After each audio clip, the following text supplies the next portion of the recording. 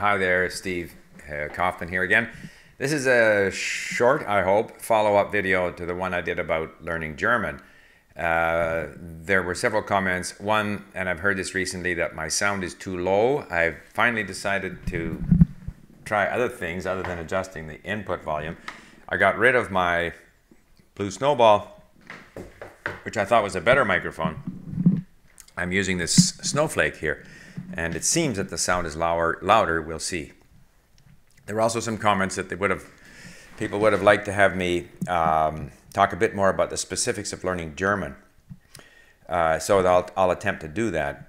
I focus mostly on motivation because, to me, in all language learning, motivation is by far the biggest factor, and so you have to find a reason to want to learn this language. And I suggested that perhaps up front, German may appear less motivating.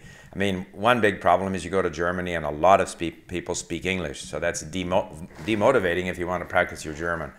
The other thing is, German is perceived as not, it's not a romantic language. It's not perceived as the language of love, like Italian and so forth. We listen to Italian and Spanish music, singers. I personally don't listen to any German singers. German music, as in classical music, of course, but not insofar as modern music is concerned. We have this phenomenon of the Korean drama, which creates a lot of interest in Korean. We have Japanese anime, which creates a lot of interest in Japanese. I think for whatever reason, Germany, despite its economic power, doesn't seem to have the same, insofar as modern culture is concerned, the same universal appeal as others. Now, I'm speaking perhaps from ignorance. I know there are people who like German rock music. It's come up at our forum at length and so forth. I don't even know what it is. So, but with German, therefore, you kind of have to force your way in there and appreciate it for what it is. And personally, I found it motivating to deal with German and deal with the challenges of German. So what are the challenges of German? Well, first of all, German is not as difficult for an English speaker as Russian, Chinese, Japanese, and so forth, because it's a related language. And if you look up, lexical distance and stuff on the internet, you'll see that English is quite close to German. There are a lot of common words, some of which mean different things, some of which we can't recognize, but the word, English and German have a common origin, and they also have a lot of similar loan words from Latin or French. So there's a lot of common vocabulary. That's on the positive side. Declensions, there's only 4 cases if I'm not mistaken, which is a lot easier. It doesn't seem like a big difference compared to 6, but I found that in Russian, the instrumental and the prepositional and all of the reasons and exceptions and everything surrounding the use of cases was much more of an issue than in German.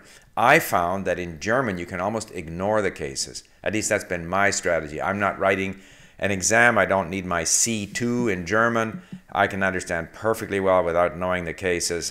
People understand me when I get them wrong. I got motivated once to try and improve my sense of the cases, and I got this audiobook. Der Dativ ist dem Genitiv sein Tod. Okay, and they talk about when you use the dative and when you use the genitive, and I listened to it a few times. I don't remember a thing. It had very little impact on me. I really don't care, to be perfectly honest. So those are my goals. I feel that by lots of listening and reading and paying attention, slowly I will get better. Every attempt to study those declension tables has been a failure. But it's not such a big problem. I am more conscious of that in Russian. I make a greater effort to try and think, which case is this going to be, and that slows me down. Whereas in German, I just wing it, and I don't care. And in fact, I'll say that it was when I stopped trying to ace the declension tables that my German improved. And I started focusing more on acquiring more words and improving my comprehension and listening to, as I mentioned in the previous tape, conversations between people and so forth, that I enjoyed it more, I got better, I became more fluent, I understood more, and I don't get hung up about these case endings. Now, any of you that are studying at school, writing for exams, of course, you don't have the luxury. You have to sort of work on it. So what are the major problems in German? Pronunciation, I don't think is such a big deal. You don't have to pronounce with a guttural R. You can pronounce with a rolled R, which they do in the south of Germany. You know, the vowels are not such a big problem. I think the spelling is consistent, but it's different from what we're used to in English. But you just have to get used to what the letters represent. Personally, I find it distracting that in German all of the nouns are capitalized. It's not done in the other languages that I've learned. I know very well what's a noun and what isn't a noun. And in fact, you know, my reaction to a word is based on the meaning of that word in the context, not on whether it's capitalized or not. So I really don't understand why in German they capitalize their nouns, but they do. So, as I always say, you can't resist the language, you just have to go with the flow. I guess the biggest problem in German is this whole issue of word order. You know, if I can characterize it, you know, if you learn German, then the long convoluted sentences they use, you must get used to. So the verb always comes at the end. I went to, just for the fun of it, I went to Die Zeit here online and grabbed a paragraph from an article about President Obama, and it says, wenn der US-Kongress nach dem Ende der Sommerpause über ein militärisches Eingreifen in Syrien und damit über Krieg und Frieden entscheidet.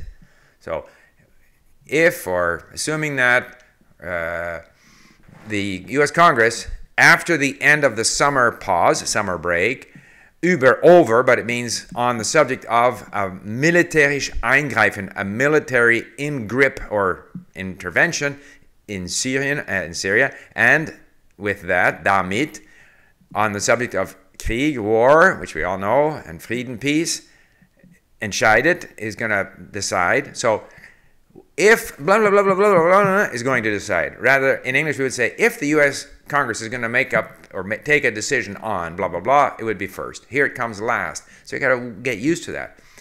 He goes on, steht den Volksvertretern eine schwierige Abwägung zwischen Parteiinteressen, der öffentlichen Meinung und ihrem eigenen Gewissen bevor.